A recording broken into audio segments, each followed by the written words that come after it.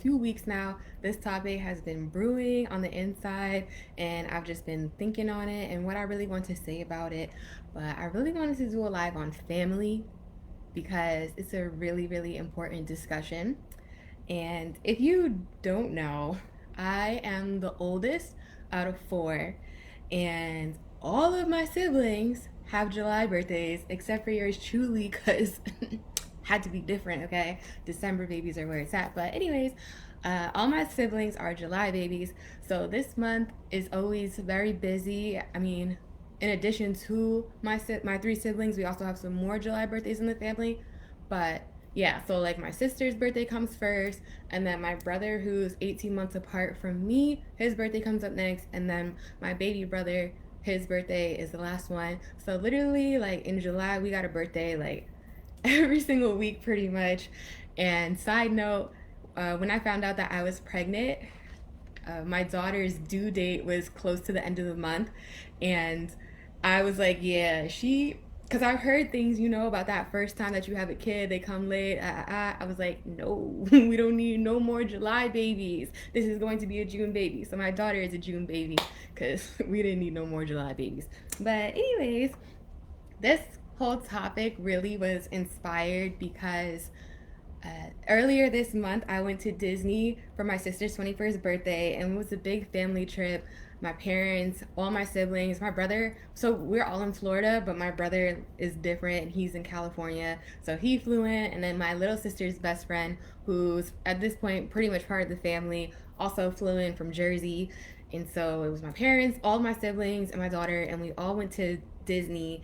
And growing up, we used to actually come to Florida for vacation like every single year, pretty much like every summer we'd be down here. And life happened, things changed. And so as I got into like high school, we weren't able to vacation the way that we used to. And then college happened and life happened. And so this Disney trip for my family was literally the first one in over a decade that we had been in Disney as a family. So it was just a very special occasion to celebrate my sister, to have that family time, because we've had family time over the years at different points, but sometimes we'll be like missing a sibling or whatever. Or even we went through a season where like my brother was in Florida, we were in New York, my sister was in California. So to have that family time all together, it was just like super special. And also because my dad had some health struggles over the past couple of years. So, and that's another thing with my parents. It's like one of them has to stay behind because either because of work or because of the dogs. So it was just really, really special for my family to be all together all at once. And while I was in Disney World, spending time with my family, it just hit me because those lines, can we talk about it? Those lines in Disney World, they could, for the most popular attractions, you could be in line for like 2 hours. And we were sometimes, because we also, it's summertime, so everybody's at Disney. And I just kept thinking to myself, because the lines, they were long, but they didn't feel long because that was my family. So we were talking, we were joking, we were like playing games and stuff. And so the time kind of went by quickly, but I just kept thinking to myself as I'm with my family and looking at so many other people with their families too about the importance of family. Like, I couldn't even have imagined waiting on a 2 hour line with people I didn't like, or yeah, like the fact that I was able to be with people that I love, it was just a blessing. And then, like I said, to just watch other people and their dynamics, yeah, it was definitely really thought provoking. And I knew that I wanted to talk about family. And even as I was sitting it's not called downtown Disney anymore, as I was sitting in Disney Springs, as our trip was coming to an end, it just made me really excited and just reminded me that I really do need to become a wealthy woman because I want to do more family vacations. And even as my siblings and I get older, we talk about let's go on sibling trips. Like we've been saying that, but I mean, it's a little tricky right now while we're all getting on our feet as young adults and everything. But it's something that we want to do. And I've seen so many different people from like the Mike Todd and his family, where he goes away for a month with his family and he brings his whole family, like extended family, big trips like that, to like just watching like ET and CJ and Jamal and those guys that do vacations with their families, to like who else? Let's see. I feel like there was another family that does a big family vacation too, but I can't think of it off the top of my head. But anyways, like I just see these people and they're doing these big old family trips and it's like a thing. And so that's something that my siblings and I said to each other, like as we get older, like we're doing sibling trips. And I'm a huge advocate for a good vacation, all right? I'm a huge advocate for it all. Solo trips, vacations, family trip, mother, daughter, whatever, friends, whoever, whatever. I'm a big advocate for trips of all kinds. So, yeah, my siblings and I, we did a sibling trip. We did our first sibling trip in 2019 to California, but we were not able to bring my youngest brother. So I look forward to being able to really having my whole, like all four of us present and doing things. And as time passes and we become older, it's just becoming easier to do. Well, it will be easier to do because we won't have to deal with school and stuff. So again, like it just reminds me, like we got to get to the bag because we need to go on family vacation. And I don't want anybody to say like, oh, I don't have it. I want it to be like, oh, I'm paying, let's go. So I was just thinking about that all as I was in Disney, but I feel like there's so much more to be said on family. So I do have some notes because I don't want to miss any important points. But I'm also just gonna talk and see what comes out. And hopefully by the end of this, you will have heard something that is for you or that makes you think. And so I I feel like you might be like Ginger, like why? It's like one of two things. It's like either you know me and you know how important family is to me, or you don't know me and you're like, why is this young girl on here talking about family, right? I'm 26 years old. I'm about to have a divorce under my belt. Who am I to talk about family, right? But no, like I actually have so much to say.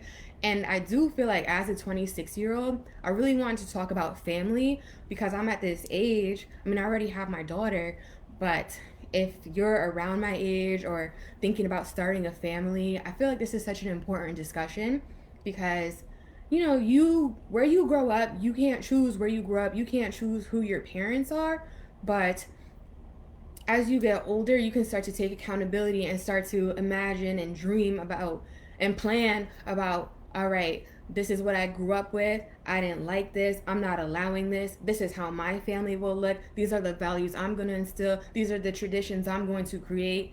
And so I feel like it's an important discussion to have, especially at this age, because I want somebody else who's close to my age to know, like, hey, you're not too young to start dreaming about what you want your family to look like one day.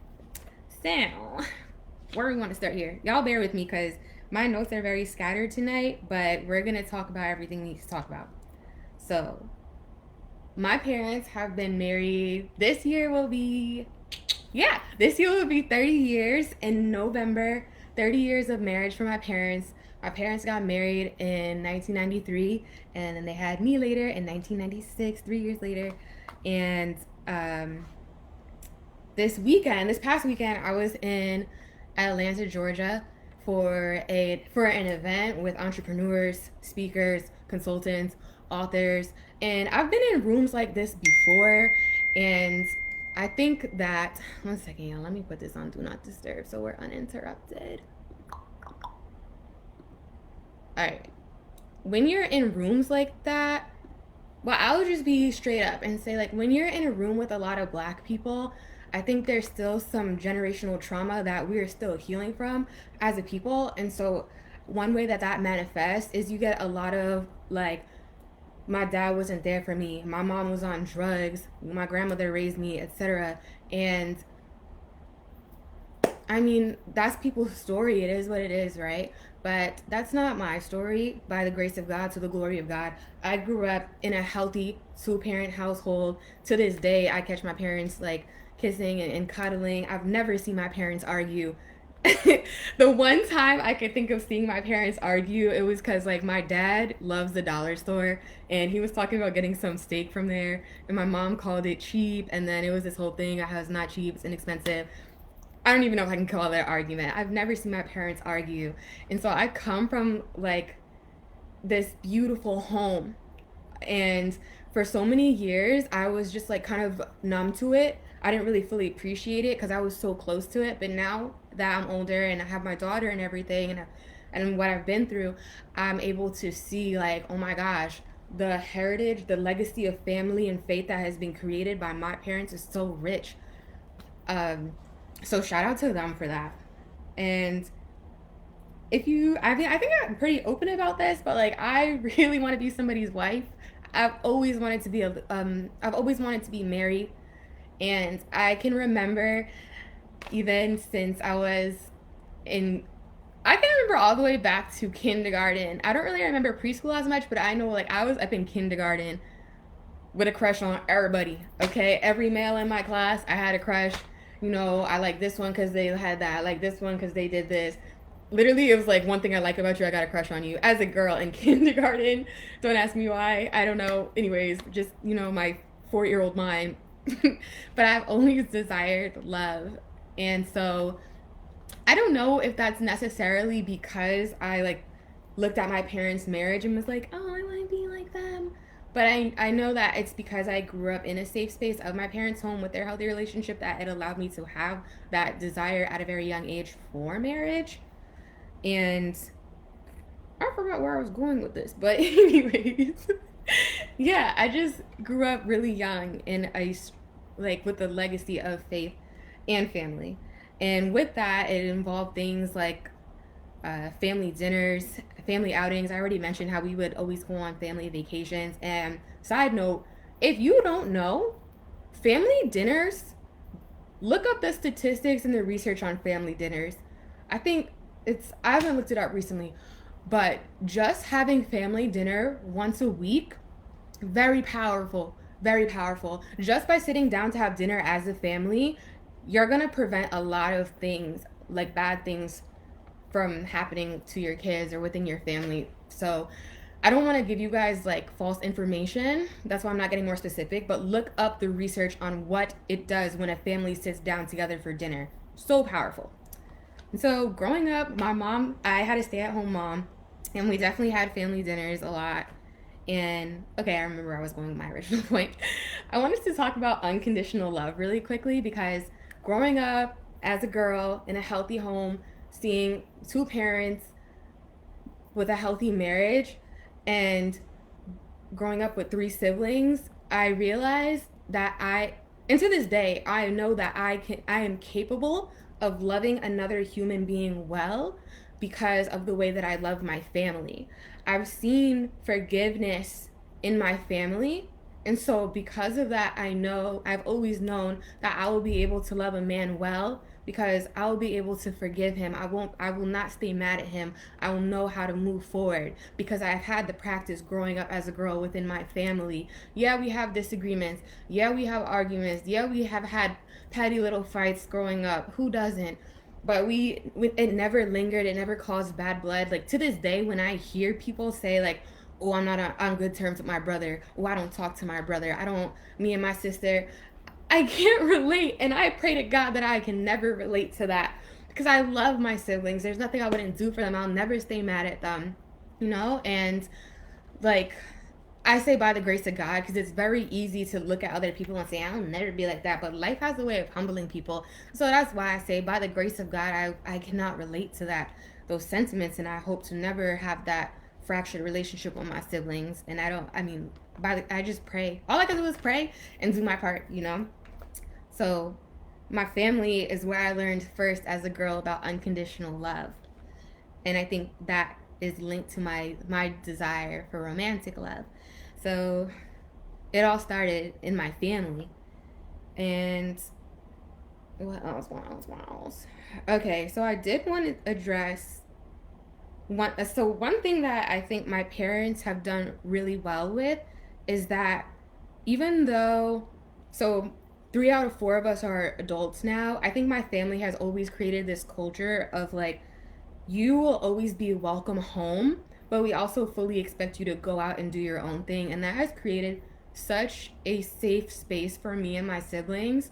So, like, my brother, he shortly after he went away to college, and then the plan got changed and he decided to do ministry school. So he didn't finish his college degree, and he ended up moving all over the country for work and stuff and living with his friend. And he has never, since then, he has never moved back home. But my sister, I'll let her tell her own story one day, but she moved to California for a period, and then when we moved to Florida, she moved back in with us. And my parents, they let us live with them. They don't ask us for anything, and it's allowed me and my siblings to be able to just really set ourselves up financially as young adults in this world, which is such a amazing blessing. Like, me personally, because my parents don't ask me for anything and they just allow me to be here and live my life with boundaries, of course. All right, don't get it twisted.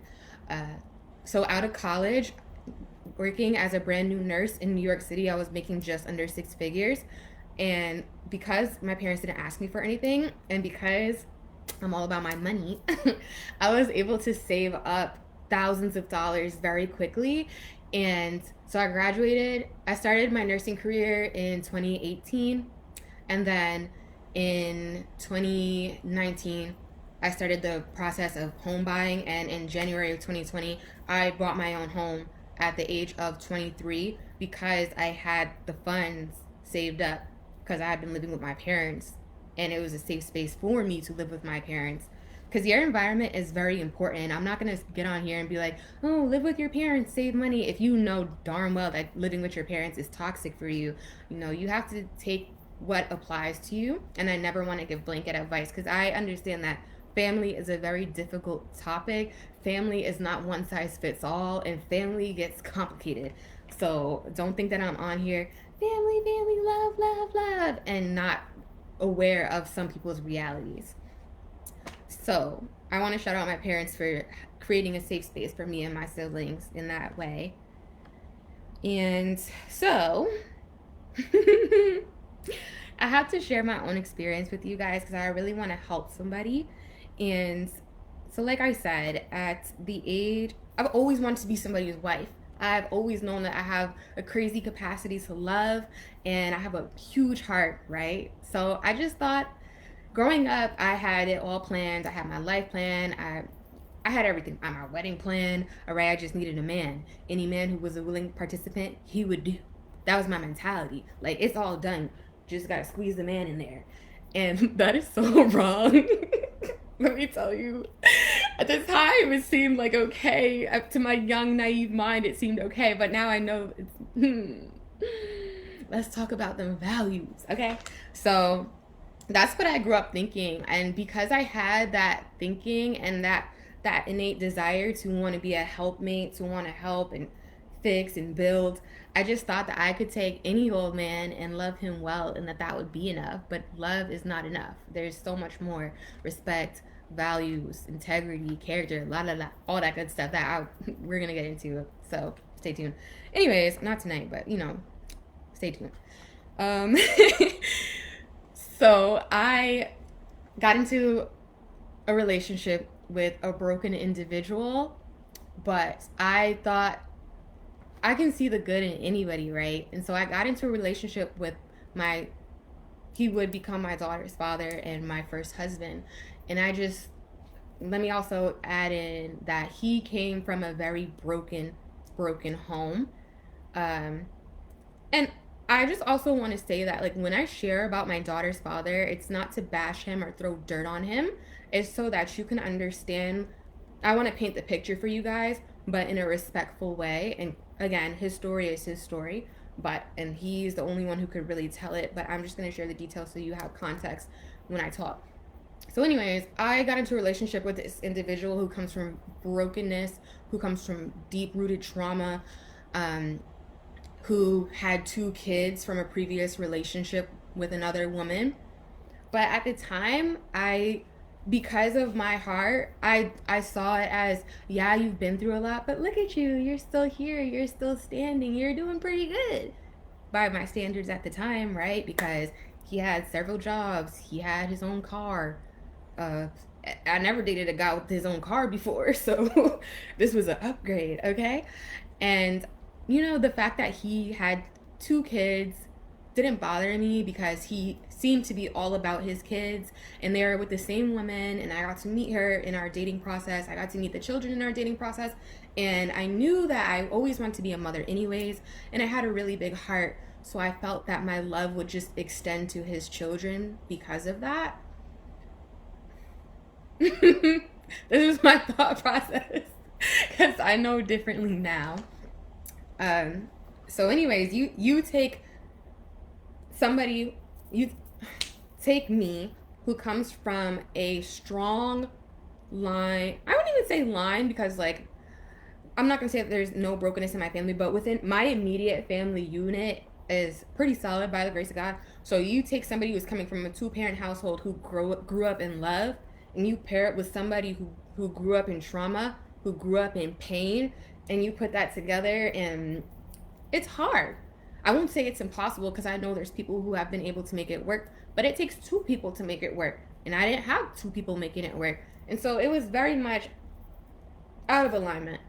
And one thing I want to say that about when it comes to family is that families are so powerful. Family is so powerful. When we have good, solid families, that spills over into communities, into schools, into churches, into jobs. Good families make for good communities. And so naturally, there's going to be an opposition. Whenever there's an attempt for unity, there's going to be an opportunity for opposition, for separation. I mean, it is what it is. Like, the enemy doesn't want to see families thriving. And so you have to be very careful about who and what you bring into and around your family, because not everything, some things are coming into your family, some people are coming into your family to tear it down. And I didn't really think like that at the time.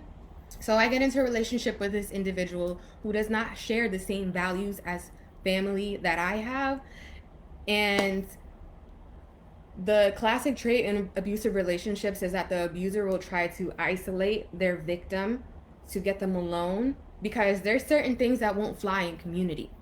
Like, when you have a healthy community around you, that abuser can't do what they want to do because somebody's going to speak up. Somebody's going to check them. Somebody's going to let you know, hey, the way he's treating you, that's not good.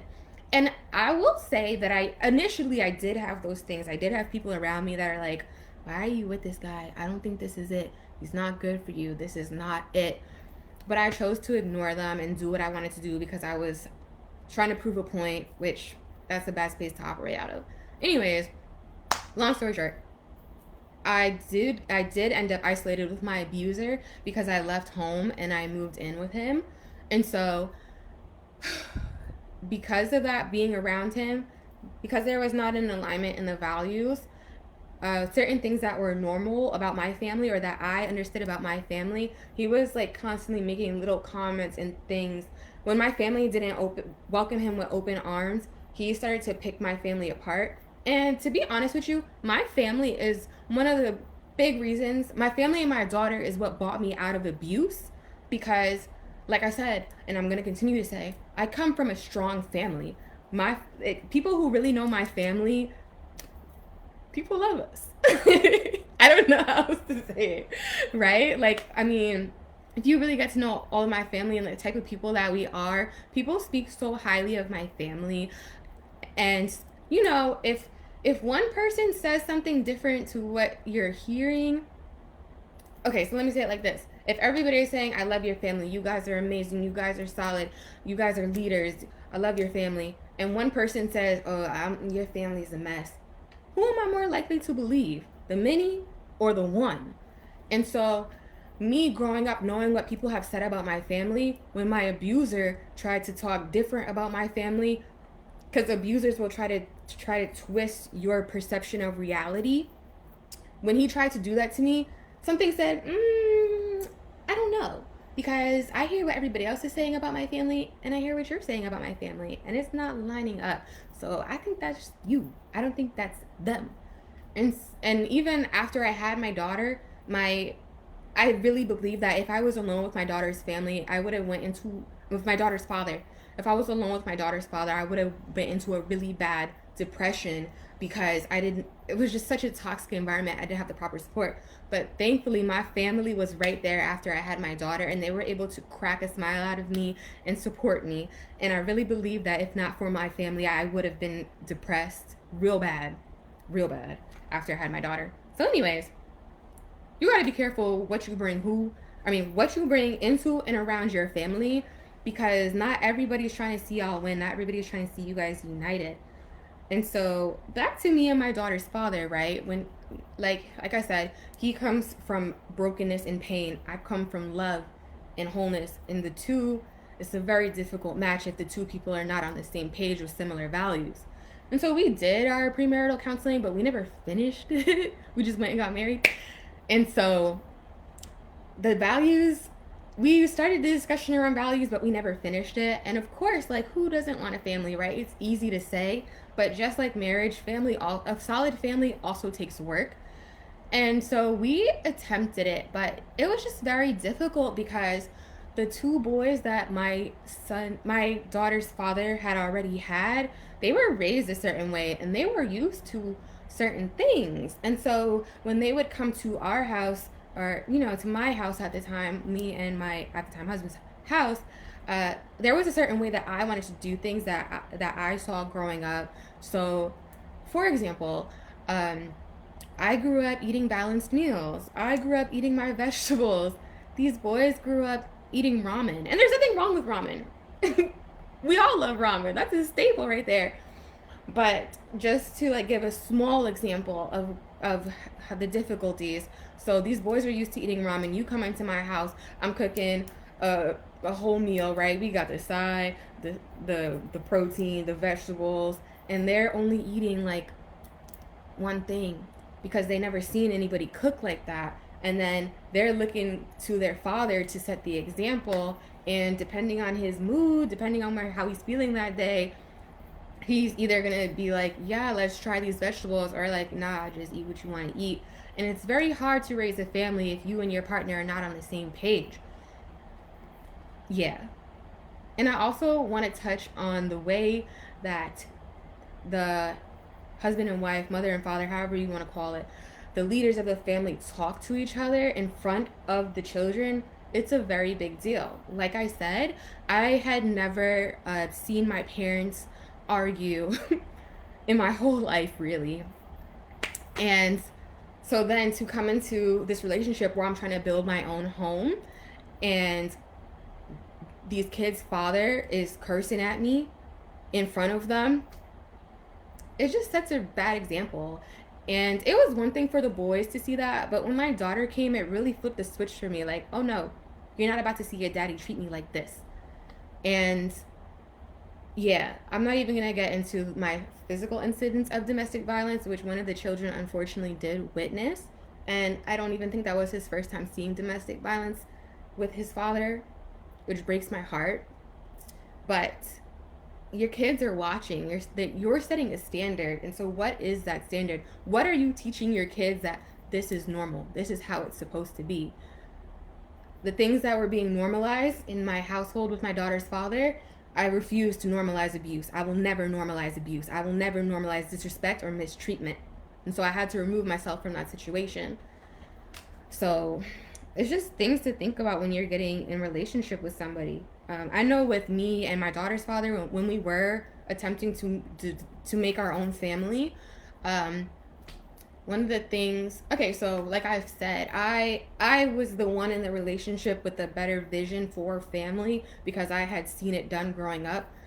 So I just thought it would be easy to create my own family, but it's not. It takes work. It takes two people on the same page. But anyways, I thought because it happened so easy to me growing up that I would just be able to easily replicate the values and the culture in my own family.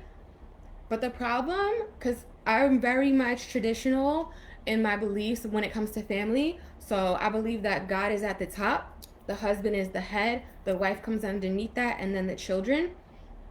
And I believe that the man and the woman are not, the woman is not under the man. They're partners.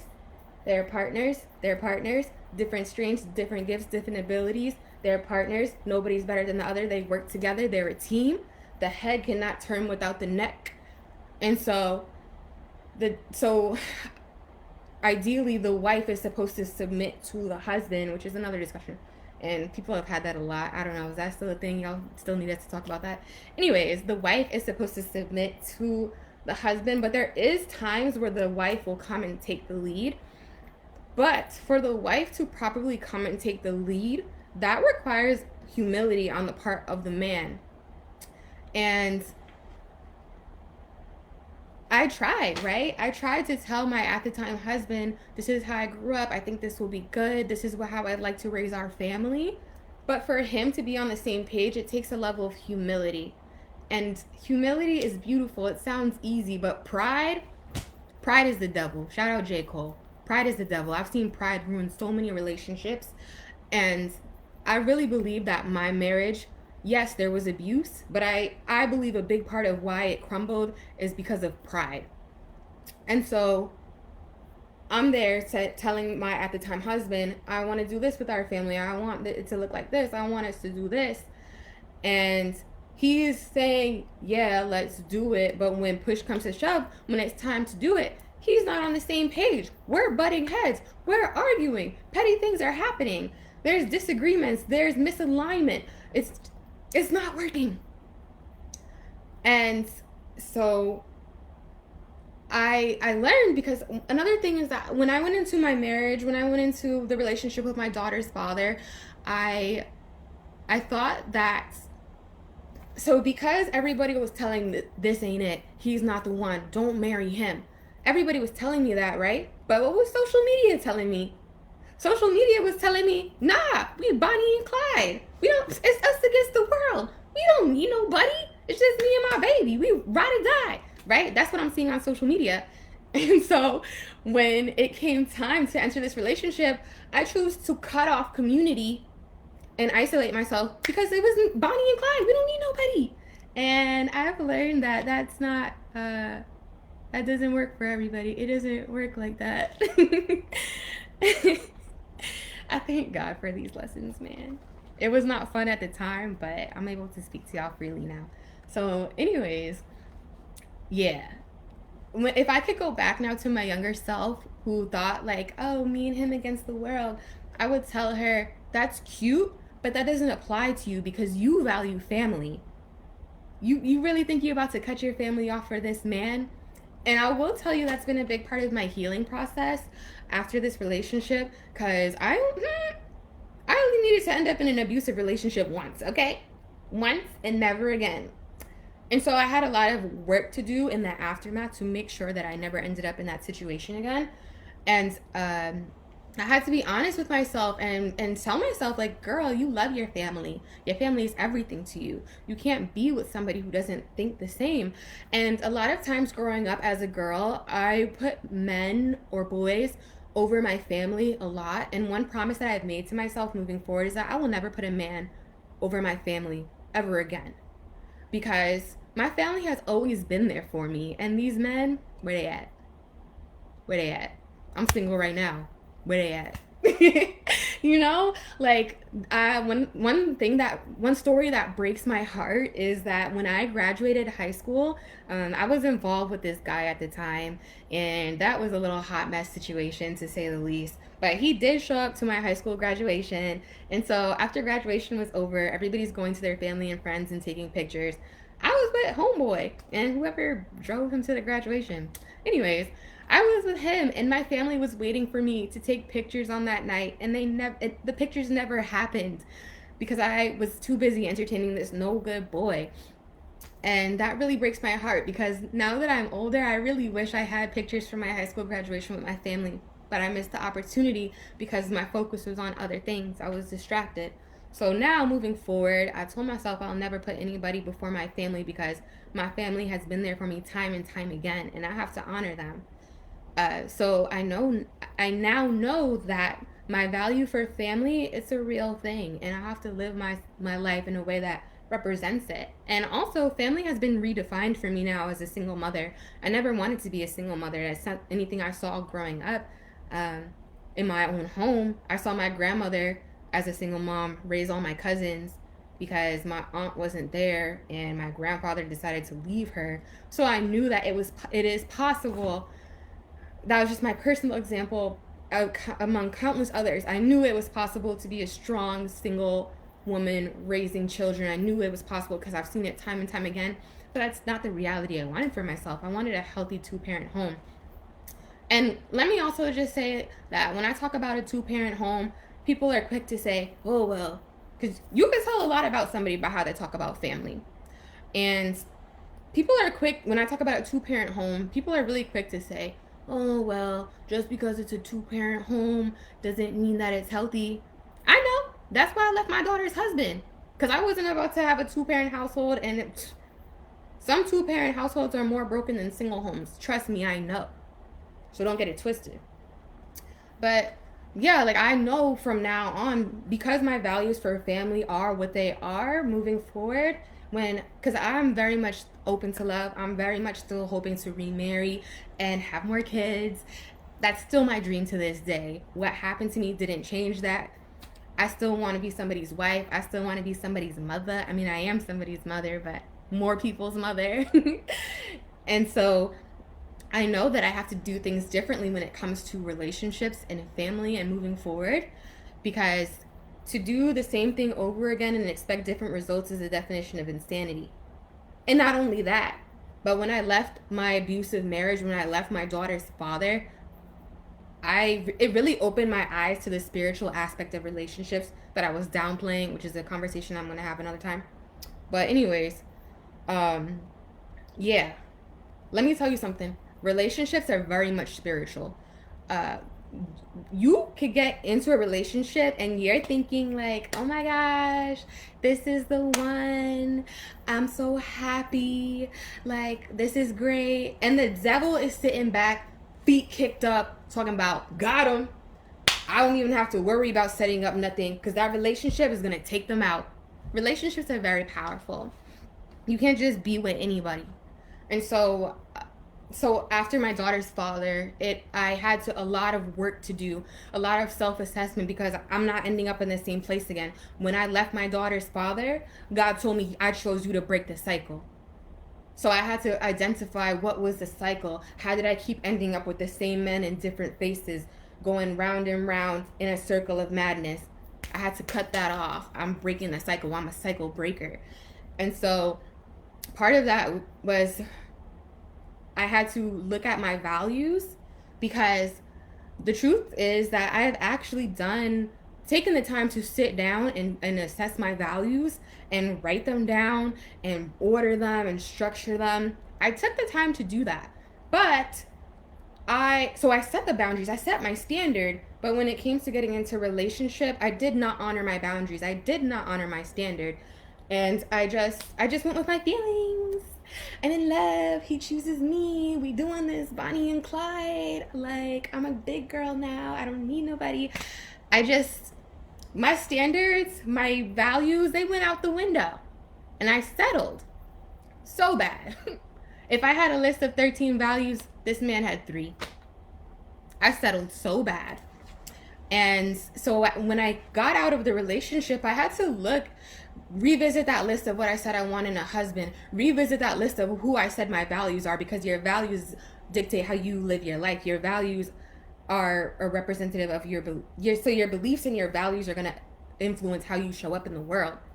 So anyways, I had to re-look at those things and reassess them, and like ask myself, like, what did I say was important? Because clearly I did not get the result that I was looking for.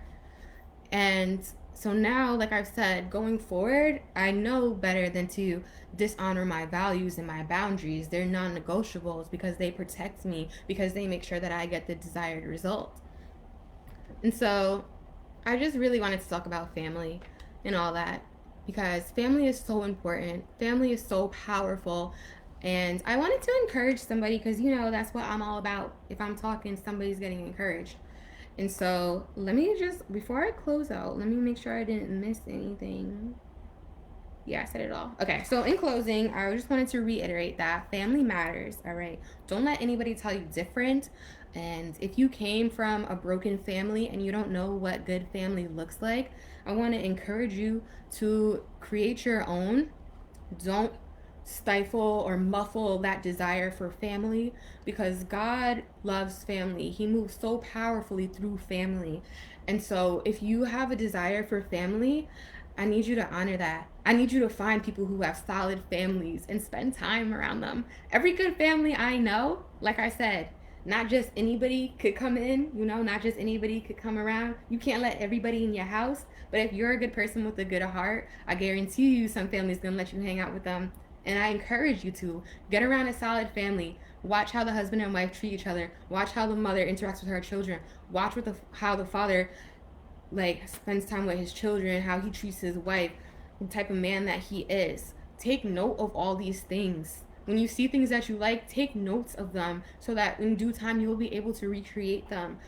Find you a good podcast on family.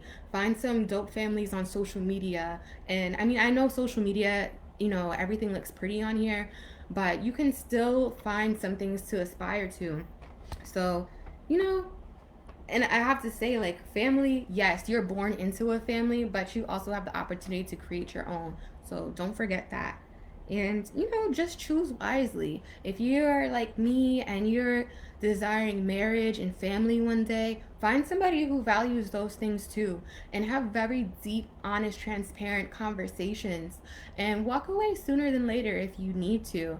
But you have to choose with wisdom because you got to remember, especially when you're dating, you're not just dating, you're not just having fun. You're looking at this person. I won't even say dating because dating and courting are two different things. When you're courting, when you're dating with purpose, when you're getting to know somebody with the intention of marriage or a serious relationship, like really take time to have conversations. Look at how they treat their family, look at how they talk about their family, listen to how they share their aspirations for family, their vision for family.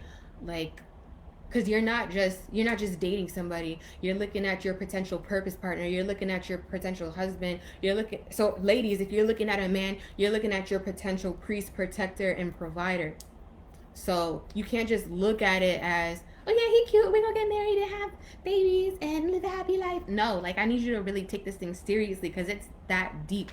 And you can create a legacy. If you didn't come from a good family can come from you. And when your family, when you create a safe foundation of family and faith, it starts a generational legacy for the future generations, right? My parents did their job, so I don't have to. I mean, I still have, there's still responsibility, but I'm not starting from the bottom, right? My parents did their job. Now I get to do my job. My daughter gets to do her job. My grandchildren get to do their job. And it's a generational blessing. It's a generational cycle and legacy of family. And so choose wisely. And I also wanted to address forgiveness because family involves forgiveness. And maybe you're watching my live and you can't relate. You and your mother don't talk. Your father was never there. Your siblings, ooh, Lord. Maybe somebody watching on live or the replay, maybe you need to call up your mom. Maybe you need to find your dad. Maybe you need to shoot that text over to your sibling and tell them that you forgive them. And maybe you're not at the point yet where you can say, I forgive you to them, to their face or even in a message, but I need you to start practicing forgiveness. Keep saying it. I forgive you, mom. I forgive you, dad. I forgive you, bro. I forgive you, sis. Until you can get to the point where you can say it and mean it, because your forgiveness is holding you back from blessings. That forgiveness, that unforgiveness is poison and it's only affecting you. And so healthy family really takes forgiveness. And so I just want to let you know, if you don't have it, you can create it. And don't take for granted the family that God has blessed you with. They might not be perfect, but that's who they are. And so forgive them if you need to. Love on them while you have them. And that's all I got, guys. This was good. Thank you so much for joining me, and I hope you catch the replay. If you joined late, go back and start from the beginning, because I really said so much on this live, and I really hope that you didn't get just one thing, but a couple things that you're going to take and think on and I don't know. Let me know. Send me a message. Let me know how this live, what stood out to you. If you have any questions, thank you guys for the support and encouragement. Over the past few days, I have gotten such an outpouring of love. I had my first speaking engagement, and that was super exciting. And I got so much love about being on stage and everything, and I appreciate it. And I saw every comment and every message was a little bit much to reply to. I tried to acknowledge everybody in some way, but I'm really excited, guys. I want you to stay tuned. Things are really just getting started over here. I'm going to be rolling out some really big things for you guys. I have a worksheet. Go check out my last post. I have a worksheet that's going to help you get clear on your goals. And there's a section about family on there. So if you want that worksheet, DM me about the worksheet and I will get it sent out to you probably in the next couple days. It's already Thursday, I think. I don't know. Yeah, so I won't say by the end of the week. I should have it out to you guys tomorrow. But if you're catching this replay and you want that worksheet to get clear on your goals, DM me. I'm really excited. I'm going to be releasing a journal soon that is a labor of love. So look out for that. I also have my first book coming out. It's already written. I just settled on the cover and the title. So that's going to be coming out soon as well. And Get Up 10 podcast. Yeah, you guys thought I forgot about that? No. Get Up 10 podcast will be relaunched in August. I'm really excited. So expect to see my face more. And please, please, please let me know what you want to hear about, what you want me to talk about. I'm going to have some guests on there. So stay tuned, guys. We're just getting started. I love you guys. Have a great night. And go love on your family, guys. Bye. Okay, give me a second while I end all these.